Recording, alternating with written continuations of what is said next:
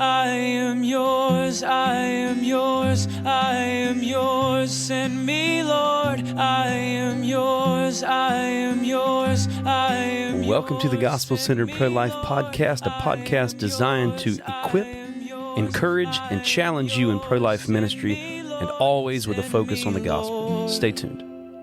I felt your passion, I've touched your heart. Use me, Lord, use me, Lord. Welcome back to the Gospel-Centered Pro-Life Podcast. Appreciate you guys joining us, and we appreciate you guys listening to this podcast. We'd appreciate if you guys would share this podcast, this episode, and any of the other episodes that have been a blessing to you with other people.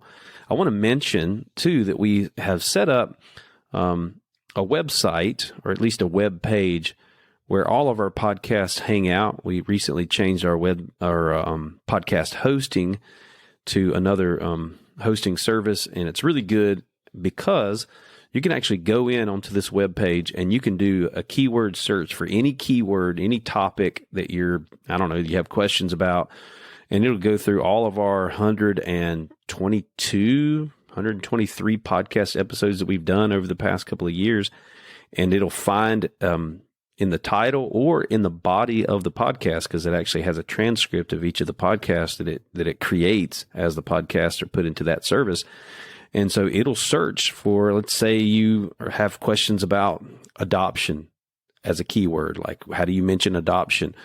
You can put when to mention adoption. You can put the word adoption. You can put whatever keywords you want to into that web page, and it'll give you the podcast episodes and all of that cover that subject or that mention that particular keyword, whatever that keyword might be.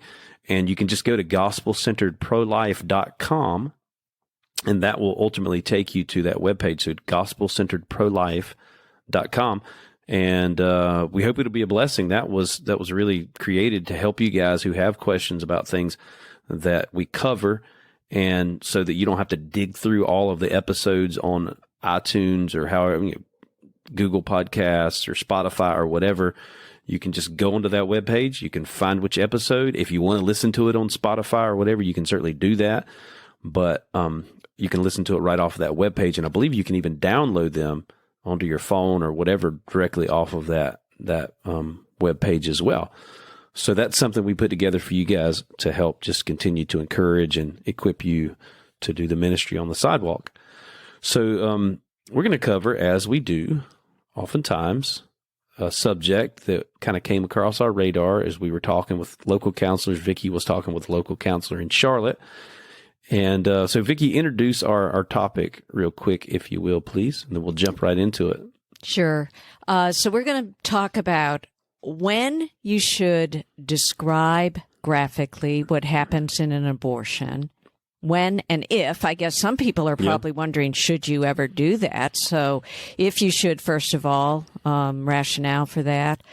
When you should, if you choose to describe in detail an abortion, and then how you would describe it. So you have to sadly have a pretty good knowledge of what happens in the various types of abortions.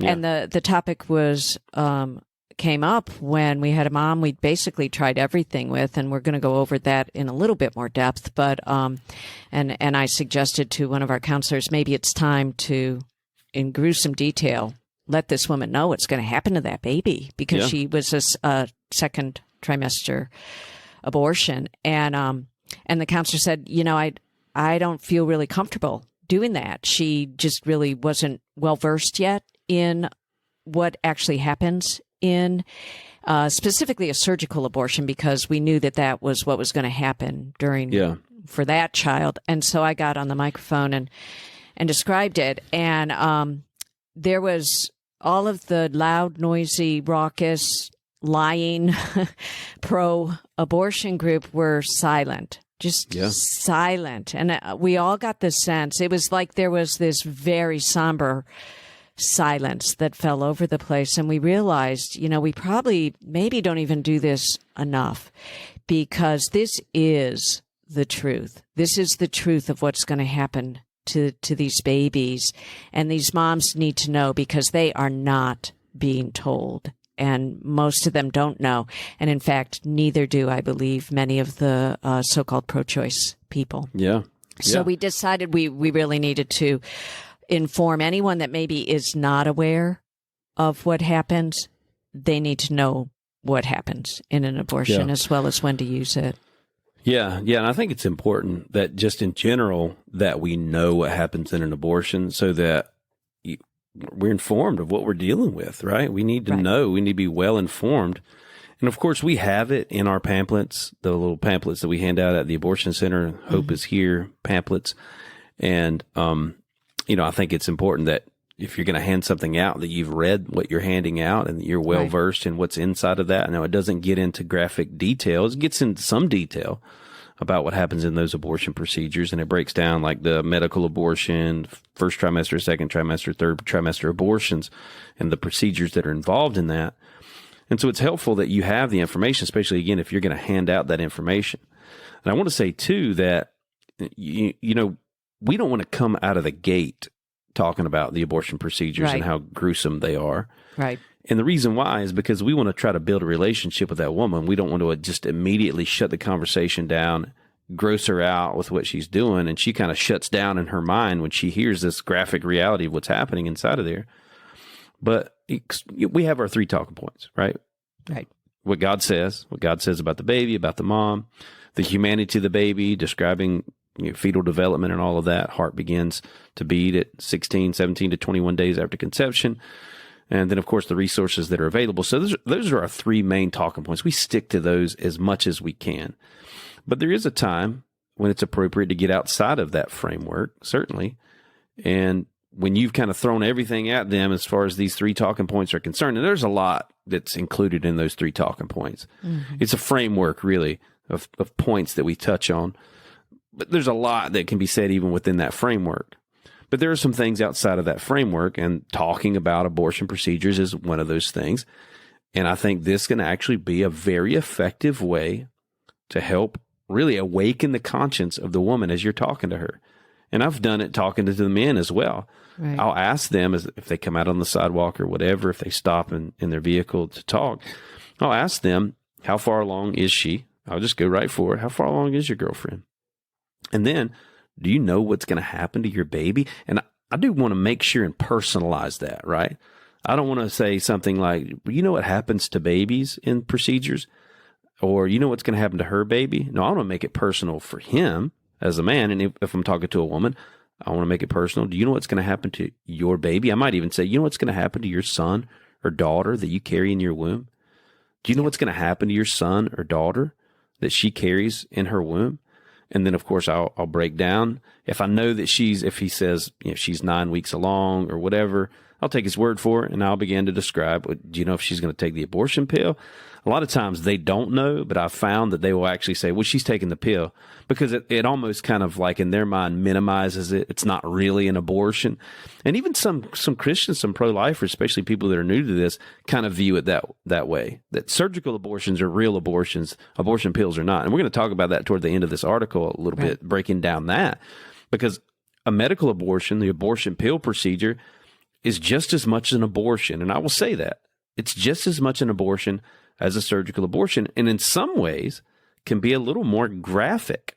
Right. If you guys have seen the Unplanned movie, there's a whole scene in there, and we're going to give you a few in the article. We're going to give you a few links, and I think maybe, Vicki, we should link that article as well, or that YouTube video in this article as well, right, yeah, where it's a scene in Unplanned where the person who portrays Abby Johnson actually goes through an abortion pill procedure.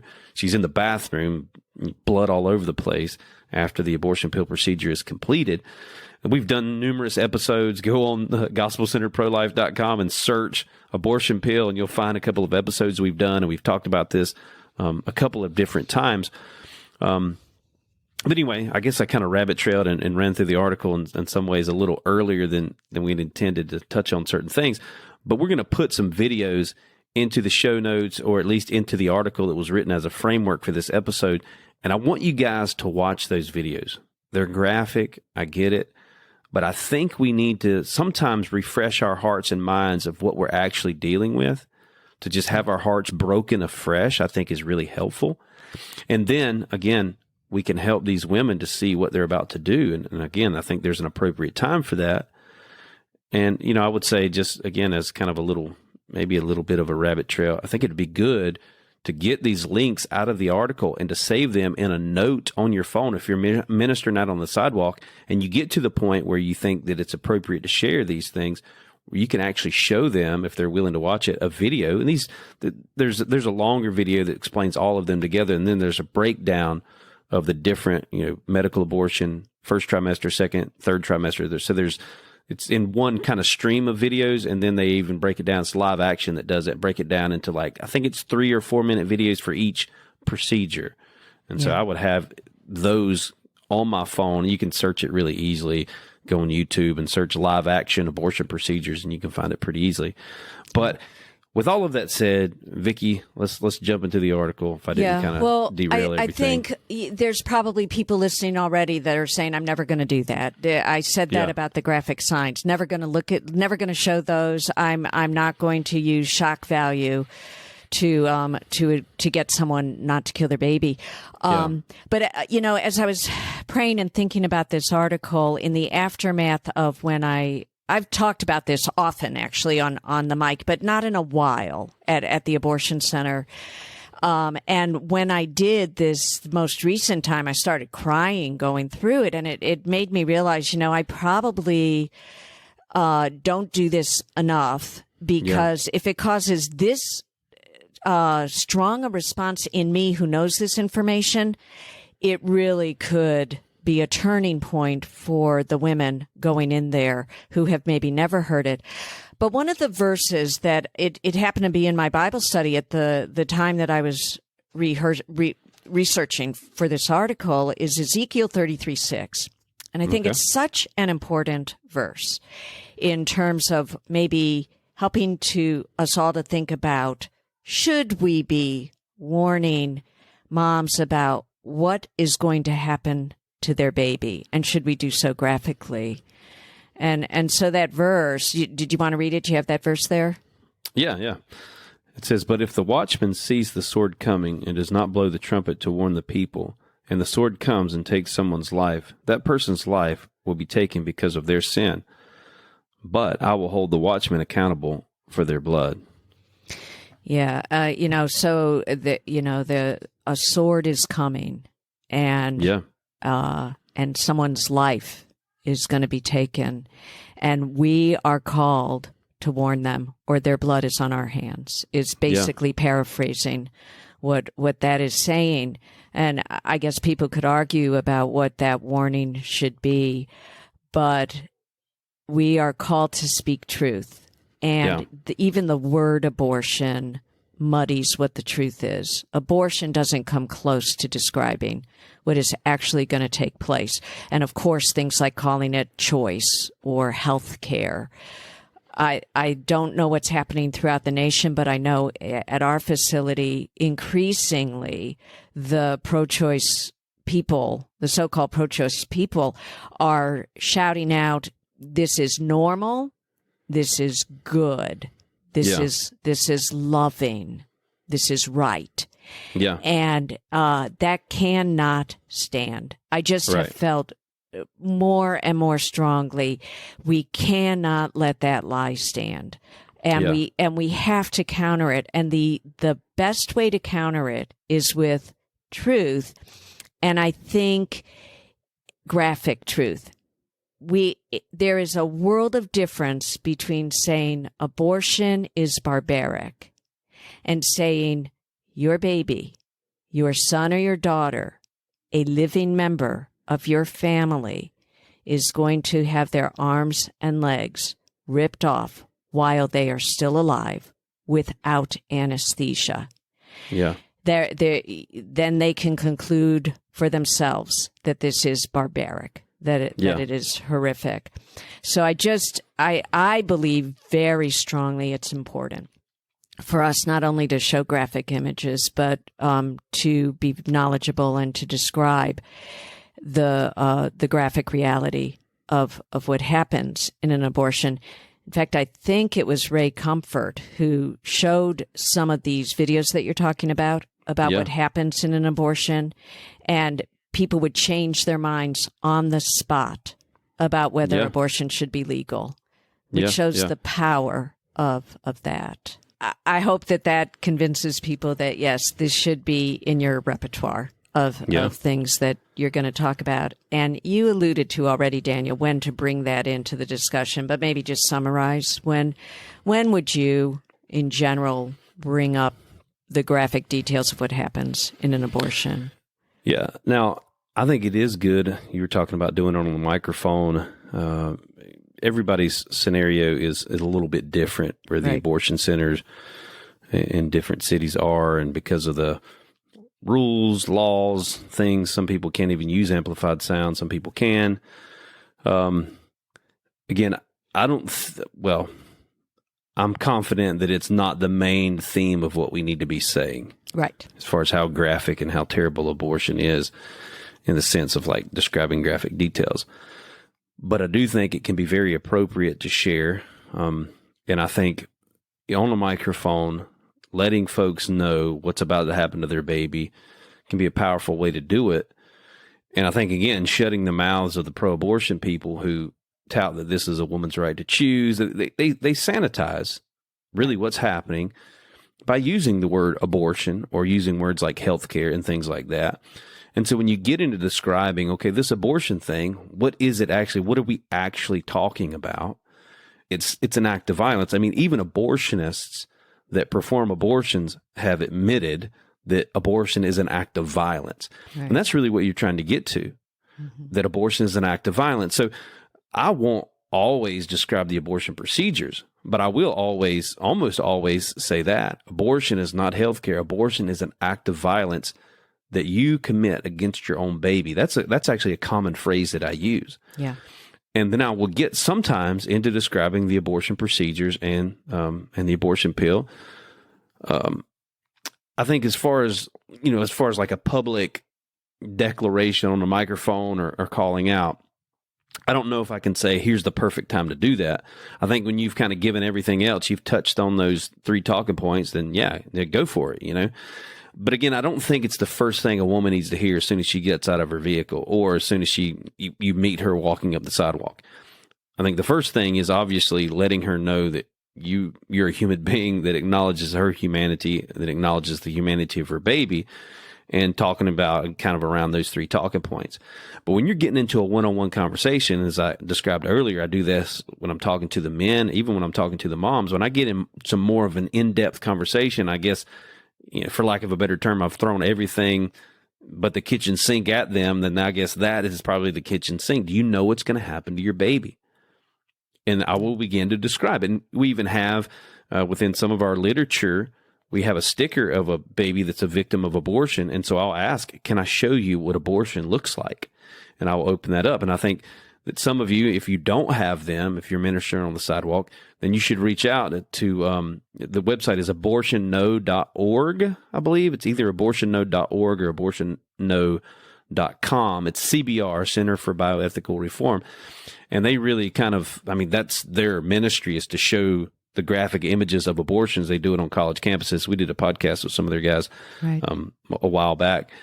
But they have these little cards. It's like a business card size, and you can get bigger ones as well. But you can order them. They're like 10 cents a piece or something. I don't know. They're not much, but it depicts an abortion. And so it'll be a picture of a baby that's a victim of abortion at like 8 weeks, 9 weeks. They have it all through, all 9 months of pregnancy, I believe.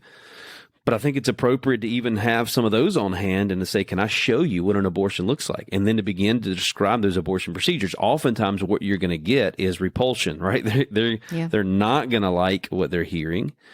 But you'd be surprised how much they'll actually listen to as you're describing these abortion procedures. And I believe you need to be intentional about doing it in not an accusatory way. We got to remember these women are in fear. There's a lot of fear. There's a lot of lies that are being spoken to them. And so we're not trying to come across as an accusatory way in a sense. We want to make sure our tone is one that's a tone that sets a tone of kindness, gentleness, of course, but also forthrightness. Like, we don't need to back away from the truth. I know you guys are getting from me almost in this podcast that I kind of tiptoe on eggshells in this. I don't. I'm not trying to convey that this is not important. I just do want to convey to you guys, I think more than anything, that this is not what we need to be yelling at the abortion center constantly. Don't go in there and dismember your baby and describe it. I don't want us to be conveyed as the raving lunatics on the sidewalk that are always talking about, dead babies and those procedures that they do inside of there. I think we need to be talking about Jesus. We need to be talking about those babies and their value. We need to be talking about those mothers and what God has provided for them.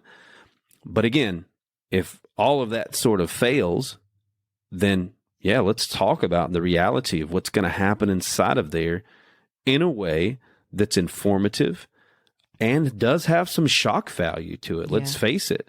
There's some shock value in describing these things, and that shock value can be valuable. It can awaken their conscience to the truth. And for pro-abortion people, it can really tear down that whole lie, that whole it's just a blob of tissue, clump of cells. Like, if pro-choice people would watch the videos that we talked about with Dr. Anthony Levantino kind of breaking down the abortion procedures that Live Action put out, it would dispel a lot of their false notions. And I think some of them they would have to admit that they've been wrong, because they sanitize this thing by using terms like abortion and fetus and medical procedures and health, reproductive health care and all that stuff. When in reality, we're talking about dismembering little human beings in their mother's womb. Right. I think thinking about the tone, what I object to is when I'm just hearing anger, just anger at the whole system. We all, I guess, have that, but that shouldn't be the tone of our voice. But I think that if your voice conveys compassion for that child, there is a difference. And I think it's important to keep your focus not on your anger at the parents or the abortionist or even the pro-choice people, but to be filled with your voice filled with a compassion for what is going to happen to that baby. Yeah. And I think then it is maybe more easily received, because I think if that's really what is in your heart, that is conveyed. Yeah. So one of the things that we have the benefit of is many of the abortion workers have left, including a couple of abortion managers in the areas where we work, where we minister. And so we have a lot of information from them, what they've told us about what made them leave, what they saw. And that's one of the things I will often speak about, which is what they observed, these people who saw it day in and day out. And there was something that even to their calloused hearts and eyes, there was a tipping point. Yeah. And what that tipping point was. And I can think of two specific things that for me just really stayed with me when these former workers described what they had seen. We're going to get into in just a minute about the procedure itself and what happens. But in one of them was an abortion clinic manager, and she was called in to assist with the abortion at times. And she was then also involved in counting the baby parts, which you have to do to make sure all the baby is out of the mother at the end. Yeah. And she did that many times, but there was one time where the baby's eyeball floated by all by itself, an intact eyeball in that dish. And she said there was something about that sight that was what did it for her. She realized, I can't do this anymore. Yeah. And just that visual, even as I said that, my eyes teared up. The visual of what it took for an intact eyeball to be removed from a living child. Yeah. Then the second thing that really struck me, I don't think this was an abortion manager. She was a nurse or a technician that served in the abortion room. And when she left, she was very traumatized. I would say she definitely had post-traumatic syndrome, stress syndrome, and did end up having a lot of counseling and help. But I asked her what made you leave? And she said it wasn't so much what I saw, it was the sounds, and which made no sense to me. And I said, the sounds, what do you mean? And she said when the abortionist would rip the limb from the baby's body, there would be an audible pop as the joint was destroyed, as the limb was pulled out of the joint. And hearing that again makes me want to cry just thinking of that. And I remember, maybe it was Dr. Levantino, someone saying an abortionist has to be strong. It's not easy to rip apart a living child. So you say things like that, it just hits you in your gut. And we haven't even started describing the procedure, but I think it's valuable to know what the abortion workers themselves have said, or the terrible things that they've seen. Yeah. So maybe one of the things that is also important to convey, and in the article that we'll be putting out, we will have a link to another article where it talks about some of the dangers to the woman, particularly in that article, it talked mostly about surgical abortion. I think, Daniel, maybe later on you're going to talk about the pill abortion and some of the dangers with that. But one of them, there is a huge risk of huge risk. Let's see, I actually have it down. In this article, it said 0.32% of women have uterine perforation as a risk. And the reason for that is most abortions are blind, which means they are not ultrasound guided. In a surgical abortion, in most cases, the abortionist is going in blindly into the woman with a tool called a Sofer clamp, which is kind of like a forceps with sharp metal teeth. And he's going to just blindly reach around until he hits something hard, which is the baby. It might be a hand, a foot, an arm, or a leg, but he could also hit the uterus because there's no ultrasound guiding where that tool is going. So the woman can be damaged if any of the baby parts are left in there.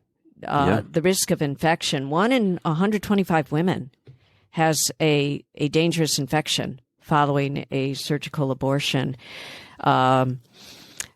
There's increased risk of premature birth in subsequent pregnancies, and that's a pretty big risk again, 1 in 23 women.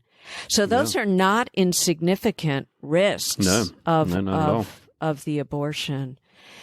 So they these two videos that you talked about are really good. We're going to link them of Dr. Levantino describing what happens in a surgical abortion, and that's where we'll start. I've already started kind of describing that. He goes in, the cervix is softened. Yeah.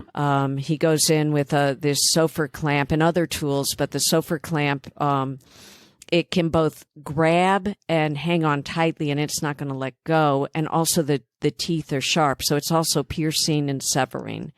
And so he goes in there, grabs whatever he finds, clamps, twists, and literally rips off a piece of the baby.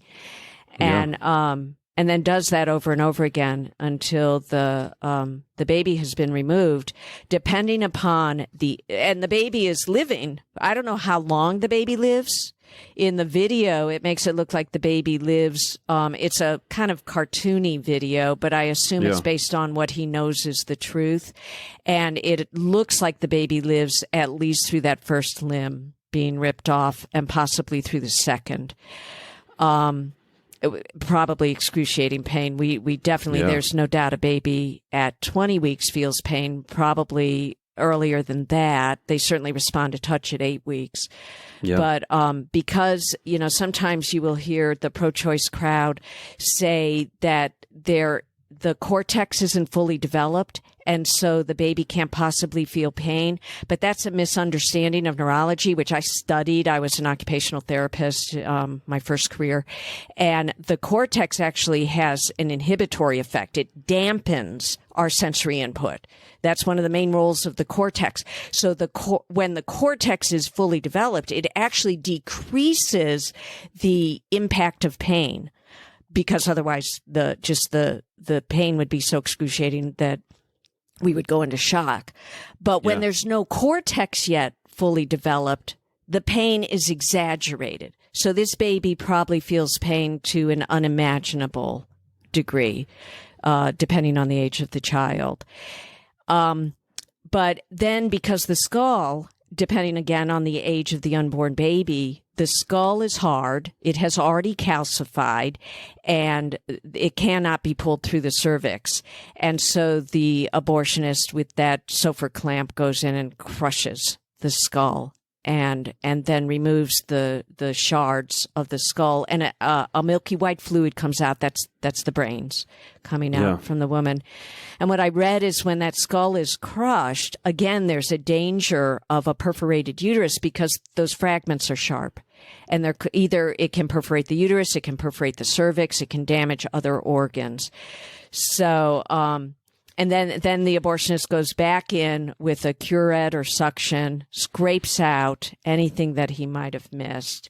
And all of these pieces are suctioned and collected in a dish, where then a technician or a nurse will put the pieces back together and count and make sure that all the baby parts are out. And if they are, those all go into a medical waste bag. And then at our facility, those bags are all collected at a certain time each week. A truck in our area called the Stericycle truck will come and pick up this medical waste. And the irony of this never escapes me. On the side of the truck is the Stericycle slogan, which is, "We protect what matters."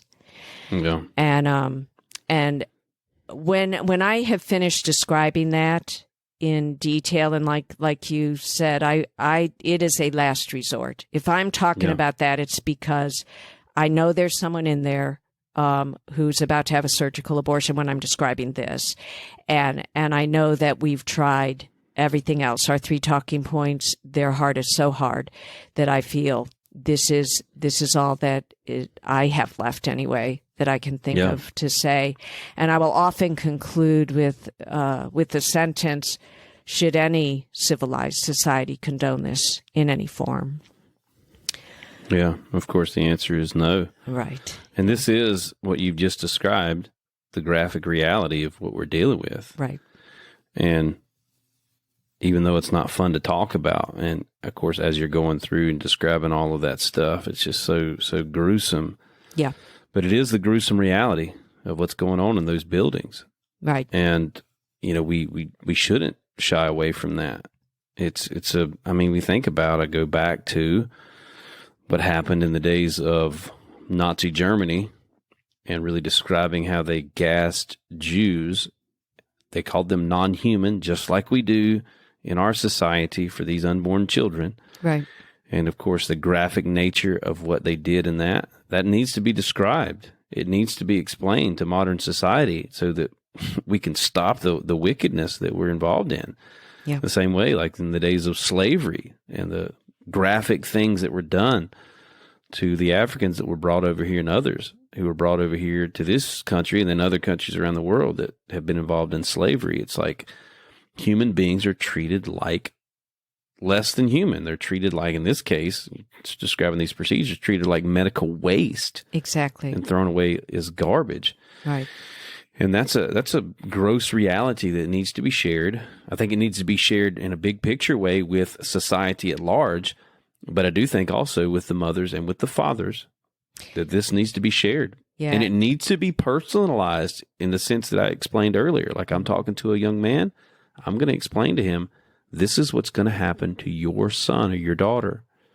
And in the same way, these mothers, this is what's going to happen. This is what you're going to be doing to your son, to your daughter. Would you want to do that to your baby?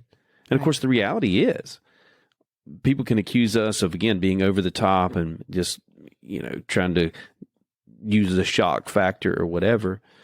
But you can go on Google very easily and find out what an abortion procedure entails. You can go on Google very easily and find out fetal development. Does my baby at 9 weeks have arms and legs? What does an abortion do at 9 weeks? And the fact is that these women, if they have the abortion, many of them are going to find out the graphic reality of abortion. Their conscience is going to be bothering them. They're going to be wondering, did I really do what I think I did? Did I really kill a baby? Or was it just a blob of tissue or a clump of cells? They're going to go on Google and they're going to find out. This is something that I will say on the microphone as I'm describing these abortion procedures. I'll say something to the effect of, you might not like what you're hearing, but the fact is that you're going to find out the truth about abortion at some point. Yeah. Our heart, our desire is that you find out about abortion, about what you're about to do to your baby before you do it. And based on that truth, you turn away from it, because the Bible says the truth will set you free. Right. Because they're going to come face to face with the reality of abortion. They might come face to face with that reality on Google, or, gosh, the worst thing is they come face to face with that reality when they stand before God and they give an account for what they've done. So our heart, our desire is not just to gross them out and not to just come across as some kind of, people bringing the shock factor or whatever. Our heart is to share the truth in hopes that that truth will turn them away from what they're about to do, so they don't have to face that reality. That's right. Yeah, to convict their hearts of what actually happens. And of course, you can't do that if you don't know. And I even just watching the video, which I've seen many, many times, and it's not even a real baby. It's a depiction, it's almost cartoony, like I said. But even with that, it's horrifying. It's so horrifying. Yeah. So it's not pleasant, but it is very important that anyone involved in pro-life ministry understand what happens and be able to knowledgeably speak about what happens.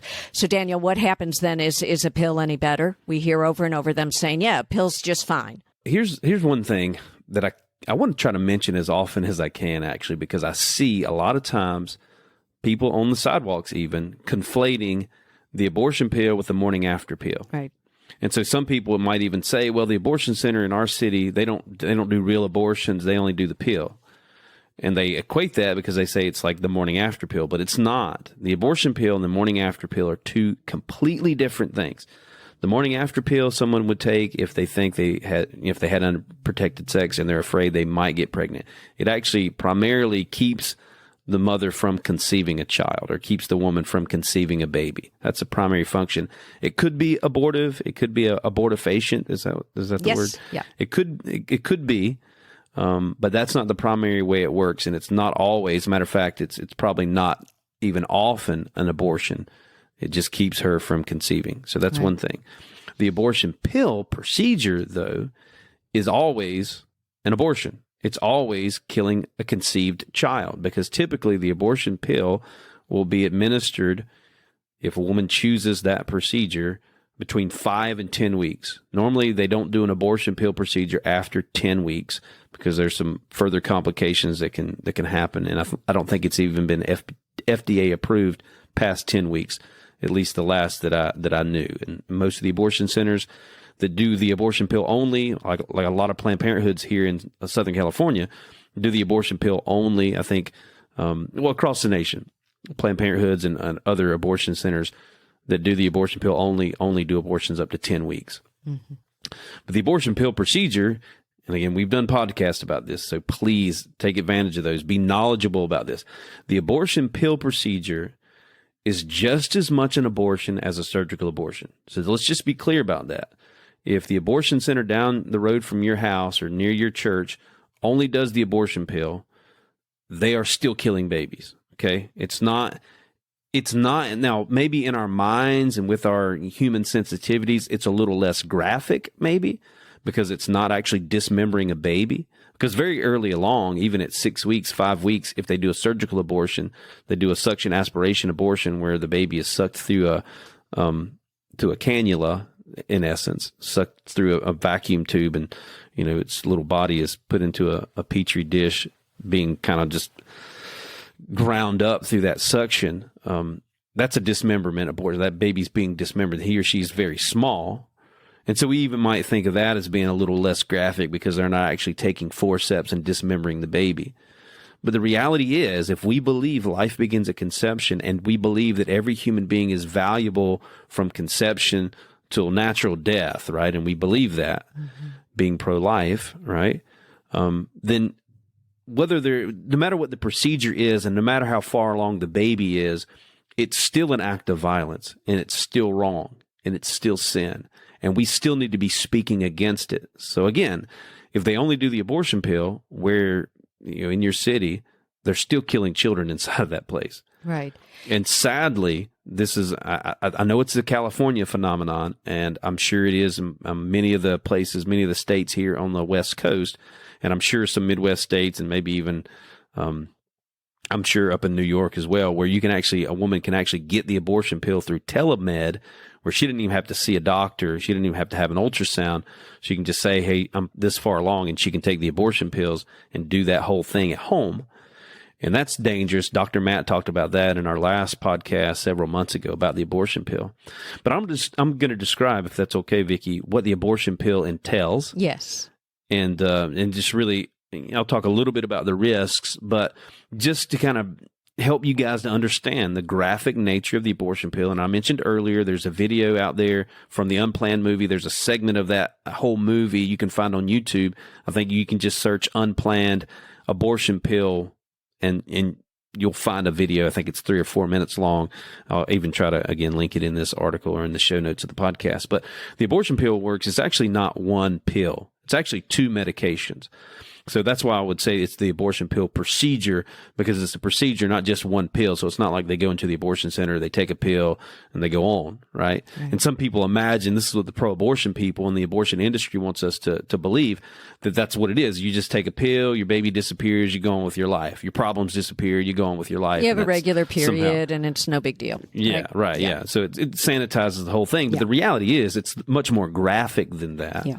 And it's much more involved than that. It's not that you take the pill, the baby kind of just dissolves, the pregnancy, the product of conception dissolves, and you go on with your life. No, they give them a medication inside the abortion clinic, typically is how it works.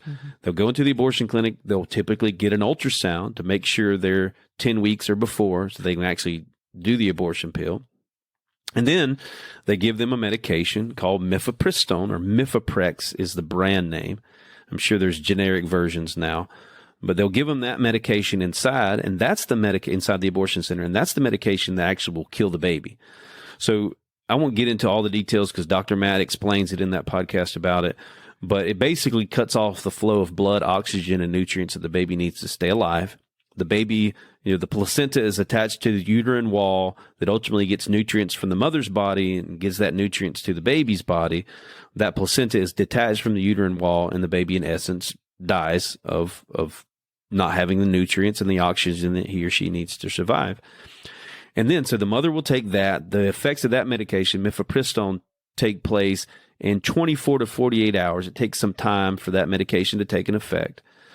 Meanwhile, that woman is sent home, and she's told to take the next medication, misoprostol, or Cytotec is the brand name.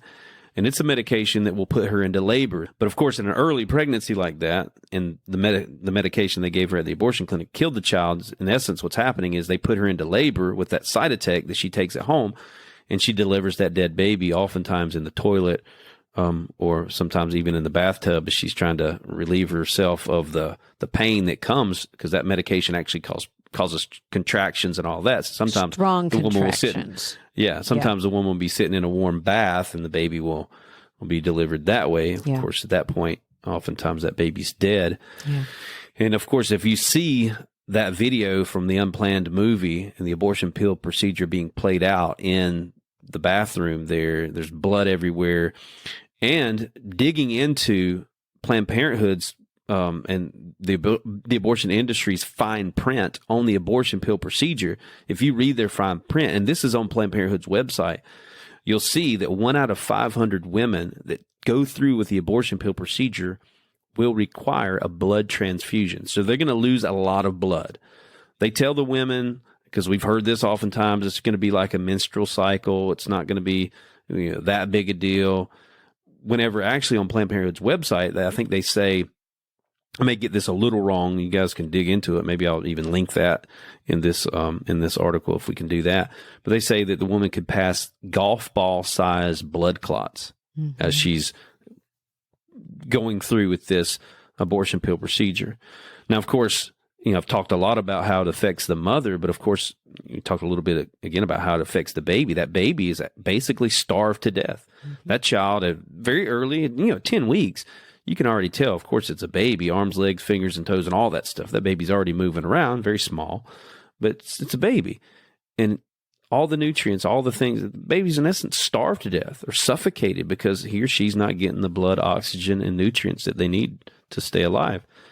And so it's an act of violence. Again, it's not any less an abortion as a surgical abortion. It's just oftentimes completed at home. And so I will lay that whole thing out. What I just laid out for you guys, I'll lay that out for the mom if I have the opportunity. I'll lay that out for the dad. And I will say something at the end of that, that stream of thought is, do you want that to happen to your baby? Right. And do you want that to happen to you? Or do you want that to happen to your girlfriend? Do you understand that there's risks involved? Do you understand that there are women that have died that have taken the abortion pill? Because there have been. One woman I know locally in Charlotte died from the abortion pill. She died actually because the doctor didn't do his due diligence in giving her an ultrasound and finding out actually that her baby was an ectopic pregnancy. And the abortion pill doesn't do anything for an ectopic pregnancy. Her fallopian tube ruptured and she died. So it wasn't a direct result of the abortion pill itself, but it was, of course, the doctor's negligence. And doctors can be negligent, especially doctors that are paid to kill people's children for money. Right. And so, anyway, laying all of that out, being informed of all that stuff is really helpful. And if you know that, if you kind of go through like what we've just shared with you guys and you're knowledgeable about what the abortion procedures entail, then you're more knowledgeable than most of the so-called pro-choice people that support this stuff. If you have that knowledge and what we've shared in this podcast, you've got more knowledge than even some of the people that work inside the abortion clinic because they don't have a clue. They've been really lied. They've been really duped, or they've duped themselves and numbed their own consciences, seared their own consciences to believe that this is just about a woman's body.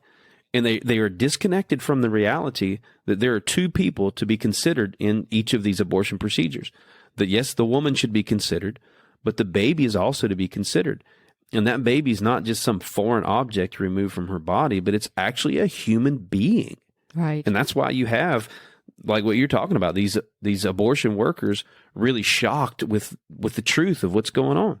Yeah. And you think about it, just kind of as a side note, and I'll mention this too, that you have a woman who's believed the lies that the abortion industry has told her that her baby's just a blob of tissue or clump of cells, that what she's going to go through with the abortion pill procedure, for example, is just like a menstrual cycle. She believes that. She goes through with the abortion pill procedure, and like some women have, not I don't even know the majority, but it has happened because we've heard of this. She's believed all of that stuff, that it's not a baby, and then she delivers this child at 9 weeks, 10 weeks into the toilet, and she looks into the toilet to see, did she just pass a golf ball size blood clot? I mean, obviously you want to see what's going on there. So looks down and she sees a fully formed, intact baby that she killed. Yeah. Like, think about that. Yeah. She's been told it's a blob of tissue, a clump of cells, but she comes face to face with the reality of what she's done right there in her bathroom by herself, seeing her baby, her son or daughter, and of course, oftentimes flushing that baby down the toilet like waste. Right. What a grievous thing. What a grievous thing for her. Yeah. To really have been lied to and duped, and the people that are supposed to support her and telling her this is healthcare actually told her it was a blob of tissue, and she sees it's a baby. And then, of course, for that baby, like, what a grievous thing, to have happened to her and to that baby. Yeah, I've heard many pro-choice people try to defend all of this, particularly with the pill, because the baby's so much smaller early on, saying, well, it's not sentient. The baby doesn't know that the baby's being starved or asphyxiated. And I just come right back with, where else is a stronger person to prey upon a completely vulnerable little person? And it's okay. Because I think, again, it is so important to keep bringing everyone back to the fact this is a human being, and it may not be fully developed. He or she may not be fully developed, but he or she is vulnerable, and we are, as civilized people, should protect the vulnerable, not contribute to their death because they can't defend themselves. Heavy subject, and we know it is, and we're sorry for that, but I think, again, to reiterate, saying that an abortion is barbaric is one thing, and most people will be able to just continue on into a clinic, but describing the barbaric nature of an abortion blow by blow is a completely different thing, and I think it really does help someone to come more truthfully to grips with what they're doing.